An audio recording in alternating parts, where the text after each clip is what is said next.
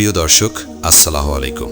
আপনাকে স্বাগতম জানাচ্ছি ইসলামিক মাইন্ড পাওয়ার ইউটিউব চ্যানেলে। আজকের এই ভিডিওটি আপনার জীবনের অন্যতম গুরুত্বপূর্ণ একটি ভিডিও হতে যাচ্ছে, কারণ আজ আমরা এমন 5টি রাত নিয়ে কথা বলবো যেসব রাতে করা দোয়া আল্লাহ তাআলা সরাসরি কবুল করেন, যে রাতগুলোতে দোয়া কখনোই ফেরত দেওয়া হয় না।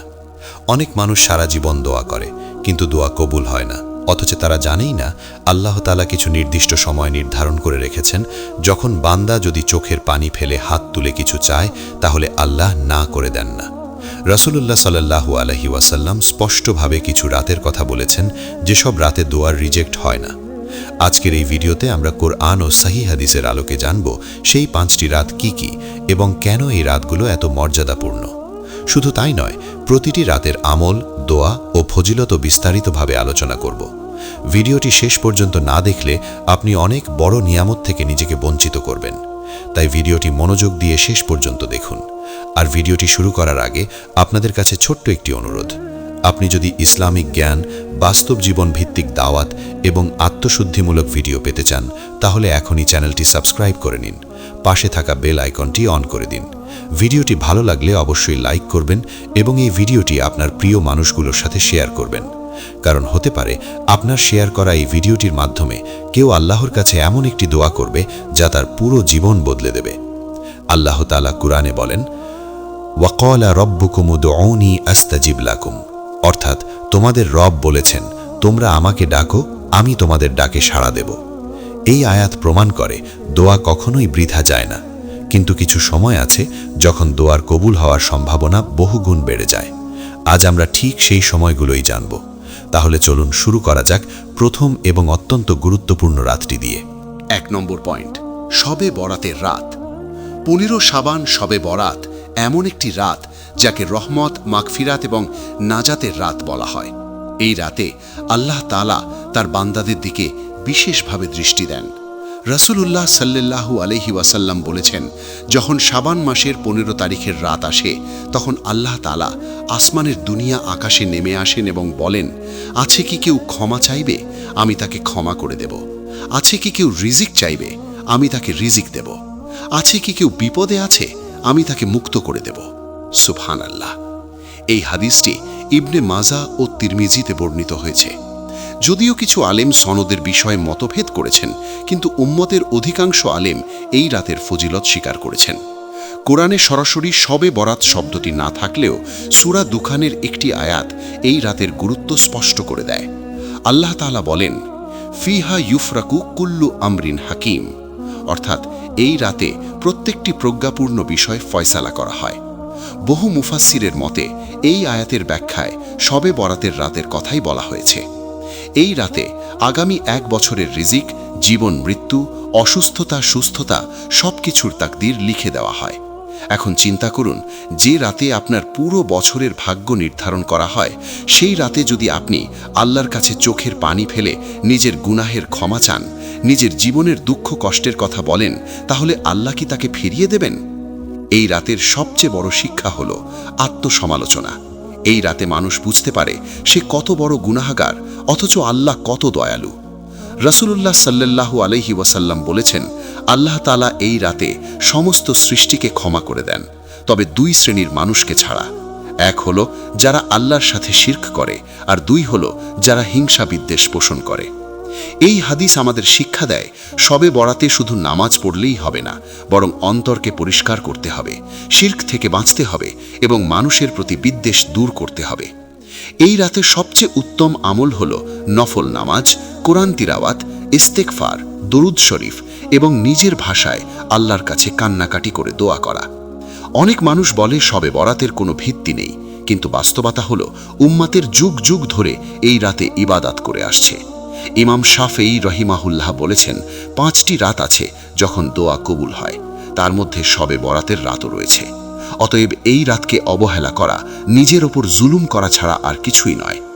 এই রাতে একজন গুনাহগার বান্দা যদি আল্লাহর দিকে ফিরে আসে, তাহলে আল্লাহ তার জীবনের সব অন্ধকার আলোর মধ্যে পরিবর্তন করে দিতে পারেন। তাই প্রিয় দর্শক, আজ থেকেই সিদ্ধান্ত নিন, আপনি আর শবে বরাতের রাত ঘুমিয়ে কাটাবেন না। আপনি এই রাত আল্লাহর দরবারে কাটাবেন, কারণ হতে পারে এই একটি রাতই আপনার জান্নাতে যাওয়ার টার্নিং পয়েন্ট। 2 নম্বর পয়েন্ট, জুমার রাত, বৃহস্পতিবার মাগরিব থেকে শুক্রবার ফজর পর্যন্ত। জুমার রাত এমন একটি বরকতময় সময় যাকে আল্লাহ তাআলা পুরো সপ্তাহের সেরা সময় হিসেবে নির্ধারণ করেছেন। অনেক মানুষ শুধু শুক্রবার দিনের ফজিলত জানে, কিন্তু জুমার রাতের গুরুত্ব সম্পর্কে তারা খুব কমই অবগত। অথচ রাসূলুল্লাহ সাল্লাল্লাহু আলাইহি ওয়াসাল্লাম স্পষ্টভাবেই বলেছেন, সপ্তাহের শ্রেষ্ঠ দিন হল জুমার দিন, এবং এই দিনের শুরু হয় আগের রাত থেকেই, অর্থাৎ বৃহস্পতিবার মাগরিবের পর থেকেই জুমার রাত শুরু হয়ে যায়। এই রাতে দোয়া কবুল হওয়ার বিশেষ সময় রয়েছে। রাসূলুল্লাহ সাল্লাল্লাহু আলাইহি ওয়াসাল্লাম বলেছেন, শুক্রবারে এমন একটি সময় আছে, যদি কোনো মুসলমান বান্দা আল্লাহর কাছে দোয়া করে তাহলে আল্লাহ অবশ্যই তার দোয়া কবুল করেন। এই হাদিসটি সহিহ বুখারী ও মুসলিমে বর্ণিত হয়েছে।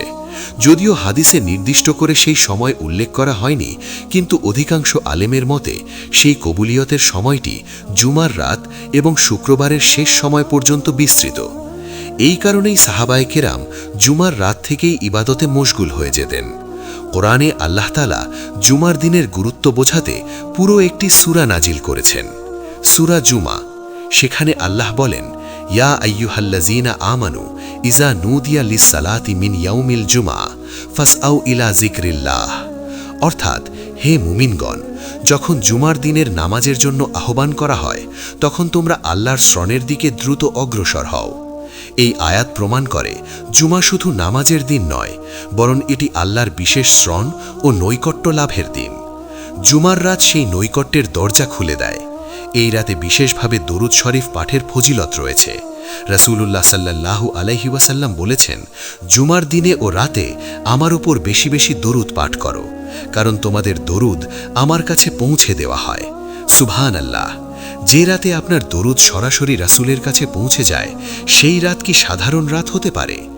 জুমার রাতে ইস্তেগফার করলে গুনাহ মাফ হয়। জুমার রাতে কোরআন তেলাওয়াত করলে অন্তর নরম হয়। জুমার রাতে দোয়া করলে আল্লাহ ফিরিয়ে দেন না, কারণ এই রাত রহমতের রাত।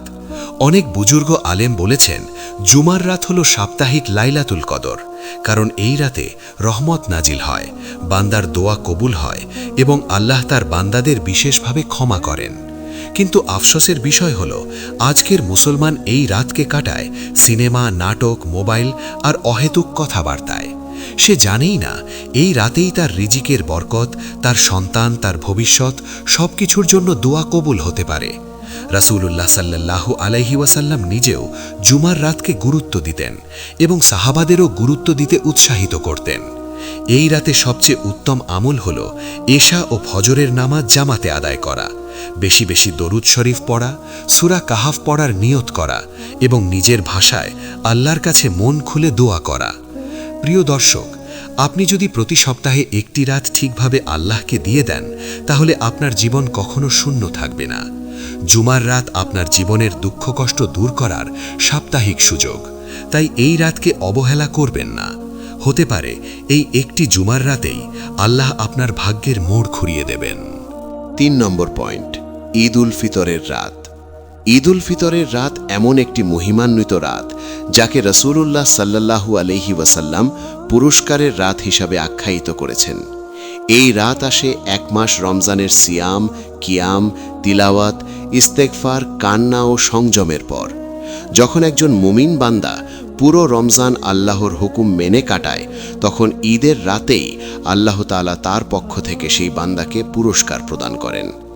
রাসূলুল্লাহ সাল্লাল্লাহু আলাইহি ওয়াসাল্লাম বলেছেন, যখন ঈদ উল ফিতরের রাত আসে তখন আল্লাহ তাআলা ফেরেশতাদের ডেকে বলেন, হে আমার ফেরেশতারা, বলো তো, যে শ্রমিক তার কাজ পূর্ণ করেছে তার পারিশ্রমিক কি হওয়া উচিত? ফেরেশতারা বলেন, হে আমাদের রব, তার পূর্ণ পারিশ্রমিক দেওয়া উচিত। তখন আল্লাহ বলেন, আমি তোমাদের সাক্ষী রাখছি, আমি আমার বান্দাদের রমজানের রোজা ও কিয়ামের বিনিময়ে তাদের সকল গুনাহ ক্ষমা করে দিলাম। সুবহানাল্লাহ! এই হাদিস আমাদের বুঝিয়ে দেয়, ঈদের রাত কোনো আনন্দ উল্লাসের রাত নয়, বরং এটি ক্ষমা ও দোয়া কবুল হওয়ার রাত। কোরআনে আল্লাহ তাআলা রমজানের উদ্দেশ্য সম্পর্কে বলেন, ইয়া আইয়ুহাল্লাযীনা আমানু কুতিবা আলাইকুমুস সিয়ামু লাআল্লাকুম তাত্তাকুন। অর্থাৎ, হে মুমিনগণ, তোমাদের উপর রোজা ফরজ করা হয়েছে যাতে তোমরা তাকওয়া অর্জন করতে পারো। ঈদ উল ফিতরের রাত হল সেই তাকওয়ার ফল পাওয়ার রাত। এই রাতে একজন বান্দা যদি আল্লাহর কাছে হাত তুলে বলে, হে আল্লাহ, আমি চেষ্টা করেছি, আমি দুর্বল ছিলাম, তবুও আমি তোমার জন্য রোজা রেখেছি, তাহলে আল্লাহ সেই বান্দাকে খালি হাতে ফিরিয়ে দেন না। বহু সাহাবায়ে কেরাম এই রাতে ইবাদতে মশগুল থাকতেন, কারণ তারা জানতেন এই রাত হলো দোয়া কবুল হওয়ার নিশ্চিত সময়। ইমাম শাফি রাহিমাহুল্লাহ বলেছেন, 5টি রাত আছে যেখানে দোয়া কবুল হয়, তার মধ্যে ঈদ উল ফিতরের রাত অন্যতম। এই বক্তব্য প্রমাণ করে উম্মতের বড় বড় আলেমগণ এই রাতের ফজিলত স্বীকার করেছেন। কিন্তু দুঃখের বিষয় হলো আজকের মুসলমান এই রাতকে নষ্ট করে ফেলে গান বাজনা, আতশবাজি, অহেতুক আড্ডা আর ফেসবুক স্ক্রল করে। সে জানেই না এই রাতেই আল্লাহ তার পুরো রমজানের ইবাদত কবুল করে নিচ্ছেন। এই রাতের সবচেয়ে বড় শিক্ষা হলো কৃতজ্ঞতা।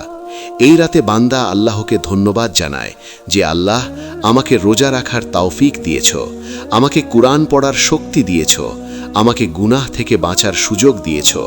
আর সেই কৃতজ্ঞ বান্দার দোয়া আল্লাহ ফিরিয়ে দেন না। রাসূলুল্লাহ সাল্লাল্লাহু আলাইহি ওয়াসাল্লাম বলেছেন, যে ব্যক্তি ঈদের রাতগুলোতে ইবাদত করবে তার অন্তর সেদিন মৃত হবে না, যেদিন সমস্ত অন্তর মৃত হয়ে যাবে। এই হাদিস প্রমাণ করে ঈদের রাত শুধু দুনিয়ার আনন্দের জন্য নয়, বরং আখিরাত বাঁচানোর রাত। এই রাতে সবচেয়ে উত্তম আমল হল এশা ও ফজরের নামাজ আদায় করা, বেশি বেশি তাকবীর পড়া, আল্লাহু আকবার বলা, ইস্তেগফার করা, নিজের জীবনের জন্য, পরিবারের জন্য, উম্মতের জন্য দোয়া করা, কারণ এটি কবুলিয়াতের রাত। প্রিয় দর্শক, আপনি যদি চান আপনার রমজান বৃথা না যাক, তাহলে ঈদের রাত কখনো অবহেলা করবেন না। হতে পারে এই একটি রাতেই আল্লাহ আপনার জীবনের সব দুঃখ মুছে দিয়ে নতুন একটি পবিত্র জীবন শুরু করার সুযোগ করে দেবেন। 4 নম্বর পয়েন্ট, ঈদ উল আজহার রাত। ঈদ উল আজহার রাত হল ত্যাগ, কোরবানি এবং আল্লাহর নৈকট্য লাভের রাত। এই রাত আসে এমন এক ইবাদতের পর যার সাথে সরাসরি জড়িয়ে আছে হজরত ইব্রাহিম আলাইহিসসালাম ও হজরত ইসমাইল আলাইহিসসালামের অতুলনীয় ত্যাগ ও আনুগত্য। কোরআনে আল্লাহ তাআলা বলেন, ওয়াফাদাইনাহু বিজিবহিন আজিম, অর্থাৎ আমি ইসমাইলকে এক মহান কোরবানির বিনিময়ে মুক্ত করলাম। এই আয়াত আমাদের শিক্ষা দেয়, আল্লাহর পথে নিঃস্বার্থভাবে আত্মসমর্পণ করলে আল্লাহ কখনোই বান্দাকে ক্ষতিগ্রস্ত করেন না।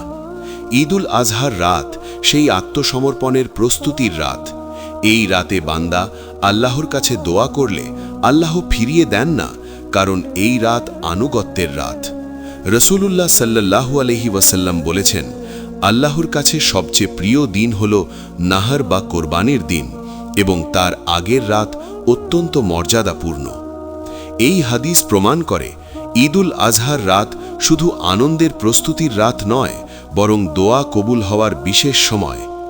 ইমাম শাফেঈ রাহিমাহুল্লাহ বলেছেন, 5টি রাত আছে যেখানে দোয়া কবুল হয়, তার মধ্যে ঈদ উল আজহার রাতও রয়েছে। এই বক্তব্য আমাদের নিশ্চিত করে দেয় যে এই রাতে দোয়া করা কখনোই বৃথা যায় না। কোরআনে আল্লাহ তাআলা কোরবানির প্রকৃত উদ্দেশ্য সম্পর্কে বলেন, লাই ইয়ানালাল্লাহা লুহুমুহা ওয়ালা দিমাউহা ওয়ালাকিন ইয়ানালুহু তাকওয়া মিনকুম, অর্থাৎ আল্লাহর কাছে কোরবানির গোশত বা রক্ত পৌঁছে না, বরং পৌঁছে তোমাদের তাকওয়া। এই আয়াত আমাদের শেখায় ঈদ উল আজহার রাত হল তাকওয়া যাচাইয়ের রাত। এই রাতে বান্দা যদি আল্লাহর কাছে বলে, হে আল্লাহ, আমি তোমার জন্য ত্যাগ করতে চাই, আমার নফসের খারাপ চাহিদা, আমার অহংকার, আমার গুনাহ আমি কোরবানি দিতে চাই, তাহলে আল্লাহ সেই দোয়া ফিরিয়ে দেন না, কারণ এই রাত ত্যাগের প্রতিশ্রুতির রাত। সাহাবায়ে কেরাম এই রাতে বিশেষভাবে ইবাদত করতেন, দোয়া করতেন এবং নিজেদের নিয়ত শুদ্ধ করতেন, কারণ তারা জানতেন কাল কোরবানির মাধ্যমে আল্লাহর সন্তুষ্টি অর্জনের দিন। এই রাতের সবচেয়ে বড় শিক্ষা হল আল্লাহর হুকুমের সামনে নিঃস্বার্থ আত্মসমর্পণ। এই রাতে সবচেয়ে উত্তম আমল হল ঈশা ও ফজরের নামাজ আদায় করা, তাকবীরে তাশরিক পড়া, আল্লাহু আকবার, লা ইলাহা ইল্লাল্লাহু, আল্লাহু আকবার, ওয়ালিল্লাহিল হামদ। বেশি বেশি ইস্তিগফার করা এবং নিজের জীবনের জন্য, পরিবার, সন্তান, রিজিক ও ঈমানের জন্য দোয়া করা, কারণ এই রাতের দোয়া আল্লাহ ফিরিয়ে দেন না। প্রিয় দর্শক, ঈদুল আজহার রাতকে শুধু বাজার আর কোরবানির প্রস্তুতিতে নষ্ট করবেন না, এই রাতকে আল্লাহকে দিয়ে দিন। হতে পারে এই একটি রাতেই আল্লাহ আপনার জীবনের সবচেয়ে বড় কোরবানি কবুল করে নেবেন এবং আপনাকে এমন এক উচ্চতায় পৌঁছে দেবেন যা আপনি কখনো কল্পনাও করেননি। 5 নম্বর পয়েন্ট, আরাফার রাত, 9 জিলহজ।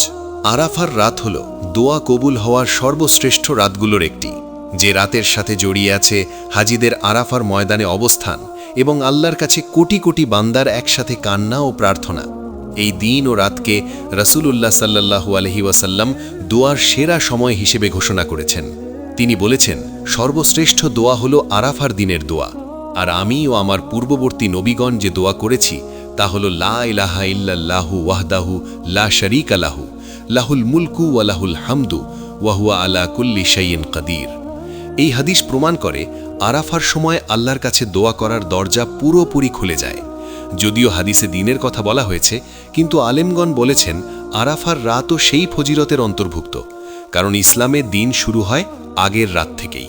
কোরআনে আল্লাহ তাআলা এই দিনের মর্যাদা বোঝাতে বলেন ওয়া শাহিদিন ওয়া মাশহুদিন, অর্থাৎ শপথ, সাক্ষীর ও যার সাক্ষ্য নেওয়া হয়। ইবনে আব্বাস রাদিয়াল্লাহু আনহু বলেন, সাক্ষী হলো জুমার দিন আর যার সাক্ষ্য নেওয়া হয় তা হলো আরাফার দিন। এই ব্যাখ্যা প্রমাণ করে আরাফার সময় আল্লাহ বিশেষভাবে বান্দাদের আমল ও দোয়ার সাক্ষ্য গ্রহণ করেন। আরাফার রাতে আল্লাহ তাআলা সবচেয়ে বেশি বান্দাকে জাহান্নাম থেকে মুক্ত করেন। রাসূলুল্লাহ সাল্লাল্লাহু আলাইহি ওয়াসাল্লাম বলেছেন, আরাফার দিনের চেয়ে এমন কোনো দিন নেই যেদিন আল্লাহ এত বেশি মানুষকে জাহান্নাম থেকে মুক্ত করেন। এই হাদিস মুসলিম শরীফে বর্ণিত। এখন চিন্তা করুন, যে সময়ে আল্লাহ নিজেই বান্দাদের মুক্তি দেন, সেই সময় যদি আপনি দোয়া করেন, তাহলে সেই দোয়া কি ফেরত যেতে পারে? আরাফার রাত হলো আত্মসমর্পণের রাত। এই রাতে বান্দা স্বীকার করে, হে আল্লাহ, আমি গুনাহে ভরা, আমি ভুলে ভরা, কিন্তু তুমি রহমান, তুমি রহিম, তুমি চাইলে আমাকে বদলে দিতে পারো। এই স্বীকারোক্তিমূলক দোয়া আল্লাহ সবচেয়ে বেশি পছন্দ করেন। কোরআনে আল্লাহ তাআলা বলেন, থুম্মা ফিদু মিন হাইথু আফাদান নাসু ওয়াস্তাগফিরুল্লাহ ইন্নাল্লাহা গফুরুর রহিম, অর্থাৎ তারপর তোমরা সেখান থেকে ফিরে এসো যেখান থেকে মানুষ ফিরে আসে এবং আল্লাহর কাছে ক্ষমা চাও, নিশ্চয়ই আল্লাহ ক্ষমাশীল, পরম দয়ালু। এই আয়াত স্পষ্ট করে দেয় আরাফার সাথে ইস্তিগফারের গভীর সম্পর্ক রয়েছে। এই রাতে সবচেয়ে উত্তম আমল হলো বেশি বেশি তওবা করা, কান্নাকাটি করে গুনাহ স্বীকার করা, নিজের জীবনের সবচেয়ে বড় সমস্যাগুলো আল্লাহর সামনে তুলে ধরা, কারণ এই রাত কবুলিয়তের রাত। যারা হজে নেই তারাও এই রাতে দোয়া করলে সেই দোয়া আল্লাহ কবুল করেন, কারণ আল্লাহর রহমত কোনো জায়গার সাথে সীমাবদ্ধ নয়। প্রিয় দর্শক, আরাফার রাত বছরে মাত্র একবার আসে। এই একটি রাত আপনার অতীতের সব গুনাহ মুছে দিতে পারে, আপনার ভবিষ্যৎ আলোকিত করতে পারে। তাই এই রাতকে কখনোই অবহেলা করবেন না। হতে পারে এই একটি রাতই আল্লাহর কাছে আপনার নাম নাজাতপ্রাপ্ত বান্দাদের তালিকায় লিখে দেওয়ার রাত। প্রিয় দর্শক, এতক্ষণ ধৈর্য ধরে আপনি যে ভিডিওটি দেখলেন সেটি কোনো সাধারণ আলোচনা নয়, এটি আপনার দুনিয়া ও আখিরাত বদলে দেওয়ার একটি সুযোগ। আজ আমরা জেনেছি এমন 5টি রাতের কথা যে সব রাতে আল্লাহ তাআলা নিজে বান্দার দোয়া শোনেন এবং ফিরিয়ে দেন না। শবে বরাতের রাত, জুমার রাত, ঈদুল ফিতরের রাত, ঈদুল আজহার রাত এবং আরাফার রাত, এই রাতগুলো আল্লাহর পক্ষ থেকে আমাদের জন্য বিশেষ উপহার। কিন্তু দুঃখের বিষয় হলো আমরা বেশিরভাগ মানুষ এই রাতগুলো চিনতেই পারি না, অথবা চিনলেও অবহেলা করি। অথচ এই রাতগুলোতে করা একটি দোয়া, একটি কান্না, একটি তওবা পুরো জীবন বদলে দিতে পারে। হয়তো আপনি অনেক দিন ধরে দোয়া করছেন চাকরির জন্য, সংসারের শান্তির জন্য, সন্তানদের হেদায়েতের জন্য, রোগ মুক্তির জন্য কিংবা নিজের গুনাহ মাফের জন্য। আজ আল্লাহ আপনাকে জানিয়ে দিলেন কোন কোন রাতে তিনি দোয়া ফিরিয়ে দেন না।